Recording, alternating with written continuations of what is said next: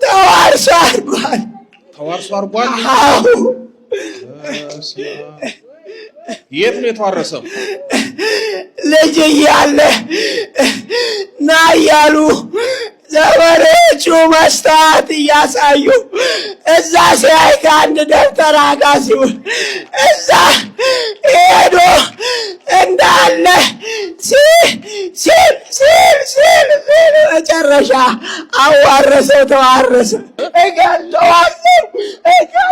አሁን እኮ ተያዝክ እኮ። እገለዋለሁ። እሱም እየቀጠቀጠ እገለዋለሁ። ቆይ ይሄን ሁሉ ዓመት አሰቃይተው እንደገና ቁርባን ቆርቦ አልቅሶ እገለዋለሁ እላለሁ።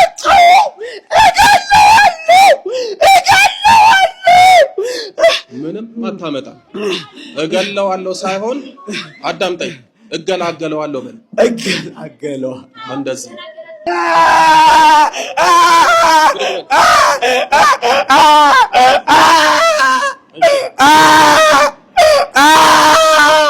ማን ያላችሁ?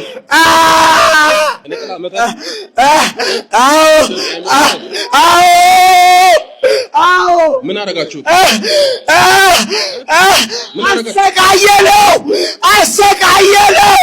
አሰቃየለው። በቃ አይምሮ ነሳለው። አንዴ ሰው አንዴ አፈራረቅ ነው። እንዳይኖር ለማድረግ ነው።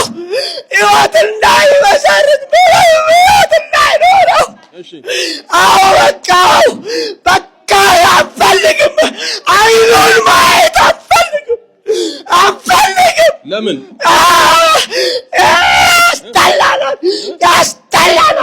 ያስጠላናል። ለዛ ነው የመተታችሁበት? አዎ። ምኑን ወሰዳችሁበት? ምንም ያለው እስኪ የቤተሰብ የጓደኛ የምቀኛ የምን መተት ነው? ሁሉ ቤተሰብም አለው፣ የሁሉም አለው። ማን ያላችሁት? አንድ ባንድ ንገሩኝ። የቤተሰብ፣ የሰፈር፣ የጓደኛ፣ የተለያዩ ሴቶች። ሌላስ? ሌላ ራሱ በራሱ ያጠፋውን ያውቃል። ምን አደረገ? ራሱን በራሱ ተዋርሶ አድርጓል። ተዋርሶ አድርጓል? አዎ። የት ነው የተዋረሰው? ልጅ እያለ ና እያሉ ዘመዶቹ መስታወት እያሳዩ እዛ ሲያይ ከአንድ ደብተራ ጋር ሲውል እዛ ሄዶ እንዳለ ሲል መጨረሻ አዋረሰው፣ ተዋረሰ። አዎ ግባ ሲል ገባው። እሺ ከዛ ምን አረከው? በቃ ውጭ ሄደ። ምንም ተንከራተተ። ውጭ የት ነው? ውጭ ሀገር ሄደው? አሜሪካን ሀገር ሄዶ ነበር። አሜሪካ ሄዶ ነበር። ስንት ዓመት ነው ረዛ? 12 ዓመት። ባዶ ለማኝ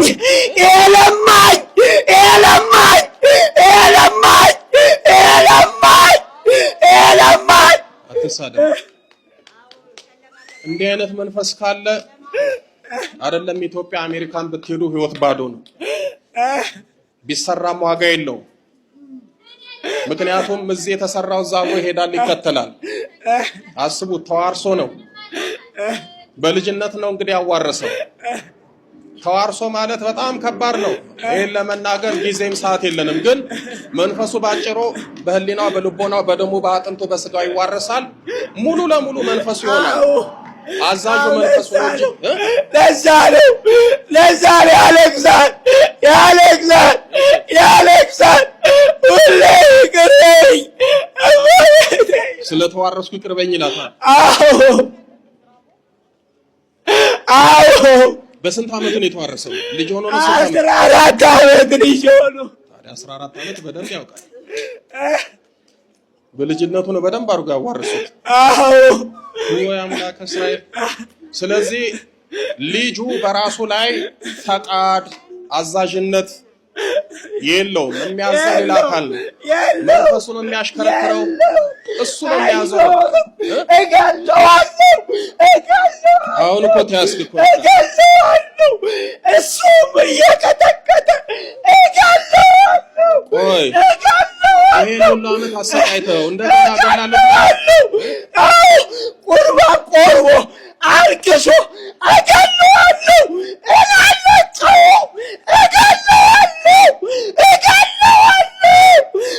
ምንም አታመጣም። እገለዋለሁ ሳይሆን አዳምጠኝ፣ እገላገለዋለሁ በል። እገላገለዋለሁ እንደዚህ እገለዋለሁ ሳይሆን እገላገለዋለሁ ነው። እዚህ መተህ ለመገላገል እንጂ ለመግደል ስልጣን የለም። ቦታውም እዚህ ያለውም ጸጋ አይፈቅድልህም።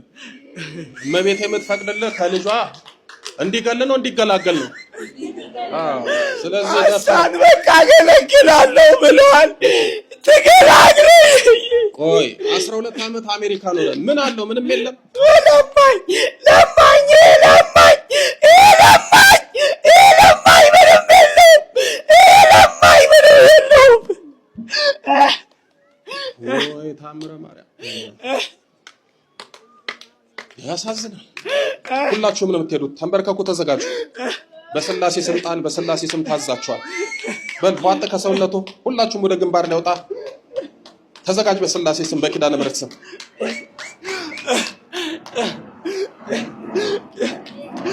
በጥሩ በስላሴ ስም በኃያሉ በመድኃኒዓለም ስም በወላዲተ አምላክ በኪዳነ ምሕረት ስም በቅዱስ ሚካኤል ስም በዘብሩ ዳኛ በቅዱስ ገብርኤል ስም በቅዱስ ሩፋኤል ስም በቅዱስ ኡራኤል ስም በቅድስት አርሴማ ስም በቅዱስ ጊዮርጊስ ስም በመጥምቁ ዮሐንስ ስም አይነ ጥላ የድል መተት የአእምሮ መተት የቤተሰብ መተት የቤተሰብ መተት የምቀኛ መተት የቡዳ መንፈስ የቤተሰብ ዛር የተዋርሶ መንፈስ ያደፈጥን የተደበቅን ሁላችንም አንድም ሳንቀር ለቀናል። በስላሴ ስም ለዘላለም በሲኦል ታስረናል። የዘጋነውን እድሎቹን በኪዳነ ምሕረት ስም ከፍተናል። የመጨረሻችን ነው። መድኃኒዓለም ይፍረድብን። በሉ 7 የጮህ ቶሎ በል።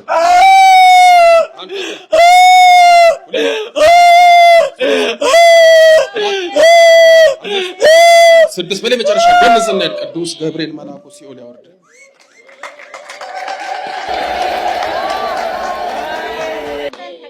ተው እመቤቴን አመስግን። ተው ጠላት ያልቅስ። አይዞህ ጠላት ያልቅስ። ጠላቶች ያልቅስ፣ አታልቅስ። አይዞህ 12 ዓመት አሜሪካ ኖሮ ባዶ፣ ለዓመታት ሰርቶ ለፍቶ ባዶ አረገን እኮ። አለን እንላለን እንጂ እኮ የለንም። ምን አረከኝ እኔን? እመቤቴን አሳዝኛታል። 14 ዓመት ላይ ነው። ምንም አታውቅም። ያኔ ላለመወሰን እንኳን አቅሙም እውቀቱም የለህም። እስኪ ሲያዋርስ ታውቅ ነበር? አዎ በ14 ዓመት ነው ያዋርሰ። ጠሩኝና አክስቴ ቤት ውስጥ ነበረ ቁጭ ብሏል። መስተዋት ያለኝ አየሁ፣ ምንም አይታየኝም አልኩት። ደገመ ጠየቀኝ፣ ምንም አይታየኝም አልኩት። ደገመ ጠየቀኝ፣ ምንም አይታየኝም አልኩት። ከዛ አክስቴ መታ ፈተተችብኝ። አትናገርም ምንድን ነው ምናምን ብላ ከዛ በኋላ ፈራሁ። መዋሸት ጀመርኩ። በቃ ያልሆነውን ነገር ጠንቋይ ቤት ሄዱ ነበር፣ ያችን ብቻ እንዲቀሩ ፈልግ ነበር። እንደዛ ብዬ ራሴ በቃ ዝም ብሎ የመጣውን ነገር አወራ ጀመር። ከዛ ወስ እየደጋገመ ሲያረግ ይሄንን አንድ ቀን የሆነ ሰው አዋርሰኝ ብሎት እሱ እጽዋት እዚህ ጀርባው ላይ በምላይ ቆርጦ ከተተበት። ከዛ በኋላ እሱ ሲያዋርሰው እኔም አዋርሰኝ ብዬ ፈረሴን አዋርስልኝ ብዬ አልኩኝ ራሴ። ከዛ በኋላ በቃ ልቤን ሰወረኝና ተኝቼ ሆነ ስናቅ ምንም ቤት ውስጥ ነኝ ያለሁት፣ ሰዎች አሉ። ከዛ በኋላ በቃ ከዛን ጊዜ ጀምሮ ትምህርት ይገባኝ ነበረ። እመቤቴ ክላሽልኝ ብያት ለምኛት ትምህርት ጥሩ እየገባኝ ነበር። ከዛ ጊዜ ጀምሮ ትምህርት አልገባለኝ። ከዛ በኋላ በቃ ህይወቴ ምስቅልቅል ወጣ። ከዛ አሜሪካን ሀገር ሲሄድ መምህር ግርማ ሲያስተምሩ ሰማሁ። ከዛ በቃ ችግሬን ስለማቅ መቀጥቀጥ፣ ማልቀስ። አሜሪካ ሆነ ነው ትምህርቱን ሰምተህ መታገል የጀመርከው? አዎ የዛሬ 13 ዓመት 14 ዓመት። ከዛ በኋላ ብዙ ፈተና ደረሰብኝ። በነገራችን ላይ መጀመሪያ ሲያዋርስ መንፈሱ አልገባም ብሎ ታግሎ ነበረ። በተደጋጋሚ ሞክሮ ነው እንግዲህ ያዋረሰ ያስገባብህ። እኔ ምንም አልታየኝም ብዬ አልታየኝም። ከውስጤ ግን ሂዱሩት ውጣ ምናምን የሚለኝ ስሜት ነበረ። በቃ ዝም አልኩኝና እዛው ቁጭ አልኩኝ። እዛ አክሴ ስጭቁብኝ እንትን አልኩኝ። ከዛ በኋላ ጥፋት ቤኔ ነው ይቅር በይኝ እመቤቴ። የዛን ጊዜ በቃ ስትዋረሰው ምን ነበር የተፈጠረው ታስታውሳለህ? ጫማ ልግዛት ብሎ ገንዘብ ሲሰጥ እኔ አልፈልግም ብዬ ስለው ገንዘብ ለቤተሰብ ተሰጠና የሆነ ጫማ ተገዛ። ከዛ ጊዜ ጀምሮ ብቻዬን ነው የምሆነው ከሰው ጋር። ቆይ እኔ ጥያቄ ማለት ነው መቼም አንዳንዱ የሚዋረሰው ክፉ ነገር ለመስራት፣ ለግርማ ሞገስ፣ ለስልጣን፣ ለሀብት፣ ለዝና ነው የሚዋረሰው። አንተ አሁን ቤተሰቦች በ14 ዓመት ያንን ደብተር አምጥተው ያዋረሱ ምን ትሆናለህ? ምን እንድትሆን ብለው ነው? እኔ እንጃ ምን እንዳዩ አላውቅም። ግን ትምህርት ስሰማ እድላቸው የተወሰደ ሰዎች እንደዚህ አይነት ነገር ይላሉ። የቤተሰብ እንጂ አንተ ምንም የምታውቀው ነገር የለም። እኔ ምንም በቃ ጠሩኝ፣ እንደዛ አደረኩኝ። ከዛ ጊዜ በኋላ ምንም በቃ አሁን ይሄ ማጣጣ ነው የቤተሰብ አይደል? ልጃቸውን የጠቀሙ መሰላቸው ጎዱት፣ በቁም ነው የገደሉት። አይዞኝ ወላዲተ አምላክ መብራን ኪዳነ ምሕረት የመጨረሻ ታድርግልህ በሉት። በእውነት ለእሱ የደረሰች ኪዳነ ምሕረት ለሁላችንም ትድረስለት። አመስግኑለት። አገለግላለሁ። ከዚህ በኋላ የትም መሄድ አልፈልግም። እርሶን እከተሎታል። ችግር የለም። አይዞኝ ወላዲተ አምላክ መብራን ኪዳነ ምሕረት የመጨረሻ ታድርግልህ በሉት። በእውነት እመቤታችን ኪዳነ ምሕረት አትለይ፣ ታምሯን ክብሯን ትግለጽልህ። ተሰቃይተሃል፣ ብዙ መከራ አሳልፈሃል። ሳትፈልግ በግድ ነው አምጥተው በግድ ያዋረሱ።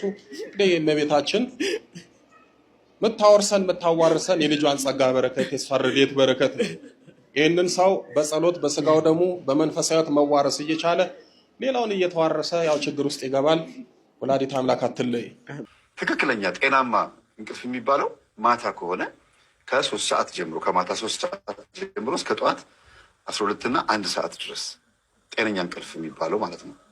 እንደዚህ የሚተኛ ሰው አለ ወይ? ከባድ ነው። ብዙዎቹ የመንግስት ሰራተኛ የግል ሰራተኞች ናቸው። ማታ ሲገቡ አምሽተው ስለሚገቡ ከዛ እራት እስኪበሉ ኳስ፣ ፊልም ምናምን ሲያ 4 ሰዓት 5 ሰዓት ይሆናል። አንዳንዶቹ 6 ሰዓትም ይተኛሉ። ከዛ ጠዋት ደግሞ ስራ የሚሄዱ ደግሞ 11 ሰዓት ተኩል 12 ሰዓት ይነሳሉ። ይሄ ይለመዳል። ከዛ ይቀነጭራል። አይምሯችን በጣም እንትን እያለ ነው የሚመጣው። የእንቅልፍ በኋላ ስለ እንቅልፍ በደንብ ለማወራቸው በጣም የሚጠቅም ነገር ስላለ ማለት ነው።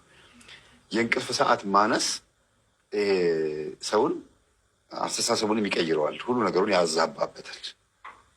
አንዱ መንስኤው ይሄ ነው። ስለ እንቅልፍ መጨረሻ ላይ ስለምነግራችሁ ማለት ነው። እንቅልፉን የማይተኛ ሰው ምን አይነት ችግሮች ይገጥሙታል የሚለውን ነገር እና በቂ እንቅልፍ ካልተኛችሁ ሁልጊዜ 3 እና 4 ሰዓት ብቻ የምተኙ ከሆነ ስተኙ እልም አድርጎ እንቅልፍ ስለሚወስዳችሁ የሆነ ዳይሜንሽን ውስጥ ነው የሚወስዳችሁ። ከዛ በዛ ቅጽበት ውስጥ የሆነ ሰው መጥቶ ሲቀሰቅስ ወይም ጆሮአችሁ ጋር መታ ቢምቢ ስትል የሆነ የሚቀሰቅሳችሁ ነገር ኖሮ ህልሙም አቃጅቷችሁ ደንግጣችሁ ስትነሱ ስጋችሁ ሽባ ነው የሚሆነው። እንደ ስነ ልቦናው እያወራ ያለሁት። ወደ መንፈሳዊ ስንመጣ ደግሞ እንቅልፋችንን በቂ አድርገን ማንተኛ ከሆነ አይደለም ለዚህ ጉዳይ ለጸሎትም ጥሩ አይደለም፣ ለመንፈሳዊ ህይወታችንም ጥሩ አይደለም፣ ለሰዎችም በቂ መልስ አንመልስም፣ እብዶች ነው የምንሆነው። እንቅልፉን በቂ እንቅልፍ የማይተኛ ሰው ነጭናጭ ቁርጡ ነው የሚሆነው።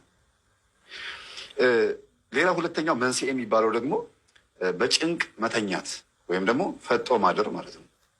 በጭንቅ መተኛት በቃ የሆነ ሀሳብ መጥቶባችሁ ስትጨነቁ ጥር ስትሉ ስታብሰለስሉ ገንዘቡም ሊሆን ይችላል፣ ፍቅርም ሊሆን ይችላል፣ ጥላቻም ሊሆን ይችላል። በሆነ አጋጣሚ ግን ሀሳብ በዛ ወርና በዛ ሳምንት በጣም ከተከታተለባችሁ ይሄ ነገር ይፈጠራል። በአንዴ በሁለቴ ሀሳብ አይደለም፣ ተከታታይ ወራት፣ ተከታታይ ሳምንታት ይሄ ነገር ሲመጣ አጅሬው መጥቶ ክድን ይልባቸዋል ማለት ነው። ስነ ልቦናው ሕክምናውና ሳይኮሎጂውን ነው የምነግራችኋለሁ፣ ሳይንሱን ጭምር ማለት ነው።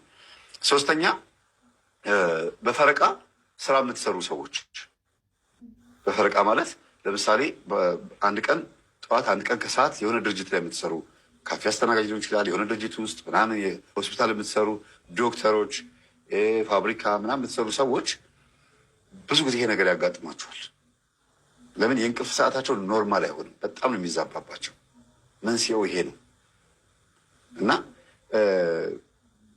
በፈረቃው ጊዜ ባገኙት ሰዓት ናፕ ያደርጋሉ። ናፕ ማለት ነው የ10 ደቂቃ 20 ደቂቃ እንቅልፍ ማለት ነው። መጣ ውስጥ ቆይ ስራው ራሱ አርኪ አይሆንላቸውም። እየሰሩ እንደዚህ ይተኛሉ። አይታችኋል? ብዙ ቪዲዮ ላይ እንደዚህ ተኝተው ራሱ በደመነፍስ እንትኑ ማሽኑ እንደዚህ ይሰሩታል። ተኝተዋል እኮ በቃ አይምሯቸው ኮንሺየስሊ ለምዶታል ያን ስራ እና የተዛባ የእንቅልፍ ሰዓት ይፈጥራል። ፈረቃ ስራ የምትሰሩ ሰዎች ምድር ማድረግ ያለባችሁ ከስራ እንደወጣችሁ ሌላ ስራ ቦታ ለመሄድ አዳር ስራ ሰርታችሁ ሲነጋ በቂ እንቅልፍ ካልተኛችሁ እብድ ነው የምትሆኑት እና ይሄ ችግር ይፈጥራል ማለት ነው። ይሄንን ነገር እንደ መንስኤ አድርገውት የሚያስበው ብል ስነ ልቦናው ነው። ግን መንፈሳዊ መንገዱ ራሱ ይሄ እኔ ደግፈዋል። ባይዘዌ የሳይንሱን መንገድ ተከትዬ እያብራራሁ ያለሁት ስለምደግፈው፣ ግን ሰይጣን አይደለም የሚለውን ሀሳብ ብቻ ነው የማልቀበለው ማለት ነው። ሰይጣን ነው ለማለት የሚያስችለኝ ብዙ ነገር ስላለ በኋላ የምዘረዝርላችሁ ማለት ነው። ምን የሚያደርገው መጥቶ የሚከደንብን ግን እንዲመጣ የሚያደርገው ደግሞ የእኛ ሁኔታ ነው። ስጋችንን በምን እንደምናደክመው እንዴት ለዚህ መጥቶ ዝፍዝፍ ለሚልብን ነገር ምክንያት እንደምንሆን ነው ማሳያ ነው። በተጠንቀቅ ቁጭ ብሎ ይጠብቃል ማለት ነው ሰይጣን። ትናንትና እንዳነበብኩላችሁ ሰይጣን አባታችን አባ ጳላሞን እንዴት ይከታተለው ነበር ሰምታችኋል አይደለ? ሰኔ 17 ቀን የሚከበረው ማለት ነው እና እግር በእግር ስለሚከተል ቁጭ ብሎ ያያቸዋል። ልክ የሆነ አሳቻ ሰዓት ላይ ግብት ብሎ መጥቶ ብሽሽት አጉል መውጣት የሚፈልግ መንፈስ ይኖራል ማለት ነው፣ ልክ ዶክተሩ እንደተረዳው። ስለዚህ በፈረቃ ስራ የምትሰሩ ሰዎች ጠዋትና ከሰዓት አንድ ቀን እየተፈራረቀ የምትሰሩ ሰዎች አንድ ስራ ብቻ ብትሰሩ መልካም ነው። 2-3 ስራ ሰርታችሁ ገንዘቡን ሰብስባችሁ ጤንነታችሁን ግን አታገኙት። በጣም ከባድ ነው የሚሆነው ኖርማሊ ማለት ነው። ዮሐንስ ምዕራፍ 12 ላይ ማለት ምዕራፍ 22 እንዲህ ይላል፣ ለእኔም ዘመኑ ቀርቧልና የዚህን መጽሐፍ ትንቢት ቃል በማኅተም አትዝጋው። አመፀኛው ወደፊት ያምፅ፣ እርኩሱም ወደፊት ይርከስ፣ ጻድቁም ወደፊት ጽድቅ ያድርግ፣ ቅዱሱም ወደፊት ይቀደስ አለ። ፈቃድ አለ። የመጨረሻው ዮሐንስ ቃል ላይ ያለው ፈቃድ አለ። በቃ ዓለም ይሄን ፈቃድ አግኝቷል። አየ አስተውሉ። አመፀኛው ወደፊት ምን ይበል? ያምፅ። በቃ ወደፊት ያምፅ። እርኩሱም ወደፊት ምን ይበል አለ? ይርከስ። ጻድቁም ወደፊት ጽድቅ ያድርግ፣ ቅዱስም ወደፊት ይቀደስ አለ። እነሆ በቶሎ ግን እመጣለሁ፣ ለእያንዳንዱም እንደ ስራው መጠን እከፍል ዘንድ ዋጋዬ ከኔ ጋር አለ። አልፋና ኦሜጋ፣ ፊተኛውና ኋለኛው፣ መጀመሪያውና መጨረሻው እኔ ነኝ። በቃ ስለዚህ ፈቃድ አለ። አያችሁ፣ ያመፃ መንፈስ ዓለም ለማስተናገድ በቂ ጊዜ አላት። የርኩሰት ስራዎችን በደንብ ለማስፋፋት በቂ ጊዜ አላት። ጽድቅንም ለማድረግ በቂ ጊዜ አለን። ለመቀደስም በቂ ጊዜ አለን። ግን አይነቶቹ ተመልከቱ። የሚያምፀው ያምፅ፣ የሚረክሰው ይርከስ፣ የሚጸድቀው ጽድቅ ያድርግ፣ የሚቀደሰው ይቀደስ። እኩል በኩል ነው። 50 በ50 ነው። እዚህም ጋር 2 ነው። ጽድቅና መቀደስ እዚህ ጋርም ተፈቅዷል። እዚህ ጋር ደግሞ አመፃና ርኩሰትም ተፈቅዷል። እኩል በኩል ነው። ለዚህ ነው ዝም የሚለን። ግን እነሆ በቶሎ እመጣለሁ ይላል። በቶሎ ሲመጣ ሰማይና ምድር ያልፋል፣ ቃሌ ግን አያልፍም አይደል ያለው? በቃ አስተውሉ። እዚህ ጋር ሌላ ሳይንስ እናገኛለን። መጀመሪያ የሚያልፈው ማን ነው ማለት ነው? ሰማይ ነው። ሰማይ ማለፍ ሲጀምር የሰማይ ኃይላት ወዴት ይወድቃሉ? ወደ ምድር ይወድቃሉ። ለዚህችኛዋ ምድር አንድ ኮከብ ይበቃታል፣ ትገጫለች ማለት ነው። ሌላው ከተጨማመረ ደግሞ ከምድረ ገጽ የለችም ማለት ነው። አዳም ወዴት ነህ ያልከኝ፣ በፍቅር ድምፅ ፈለከኝ። አልብሰኛል ነጩን ልብስ፣ እወድሃለሁ ኢየሱስ፣ አከብረሃለሁ ክርስቶስ።